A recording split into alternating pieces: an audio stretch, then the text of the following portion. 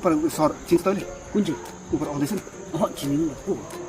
त्यो सरको विशेष बुढीसँग नि मेरो अफेयर चलिरहेको थियो के भन्छु त्यो सरलाई चाहिँ तँ यहाँ भुलाउँदै गरी कसो गरेर बोला म चाहिँ सर विशेष हेटिक फसाउँछ ल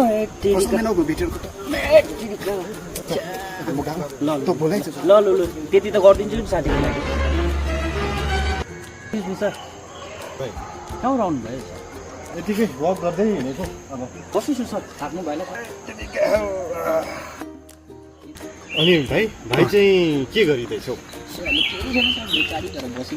मेरोमा जेड नम्बर गाडी छ कि भाइ खाली परिरहेको छ भोलिदेखि नै आउँदा हुन्छ मलाई बेसी केही दिनु पर्दैन त्यही इएमआई छ गाडीको त्यति तिर्ने दिँदा भइहाल्छ बाँकी सबै कमाएको भाइकै हो लेकिन यो साला कर क्या रहे हो त पुरा दयालु हुनु रहेछ साथी कुरा भन्दिम के हो साला कालेको पनि त दिन आउने नै भयो तपाईँले एउटा कुरा सत्य कुरा भन्नु भनेको भनौँ न महेन्द्र भनौँ न सर यहाँबाट आउनु है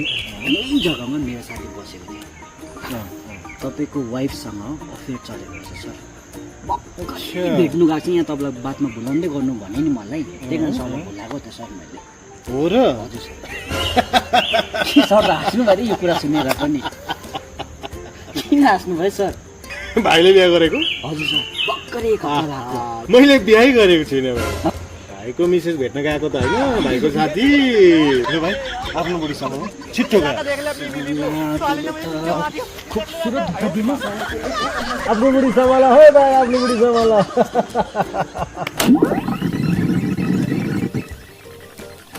मजा आयो है पुरै मजा आइने हो पुरै मजा आयो दिन चाहिँ राम्रो बित्यो भयो सुन्न म एकछिन सर्ट भएर आउँछु ल बस्दै गरेँ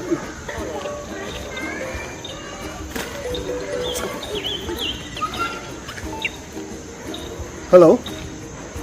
आउँ त भनेको नि अन्त तेरो बुढाले हेर्नु न छोटै छोरा दिनभरि टाल्लेकै ल ल म जसरी पनि यसलाई झुक्काएर आउँछु नि ल ल फोन हो आयो तेरो बुढा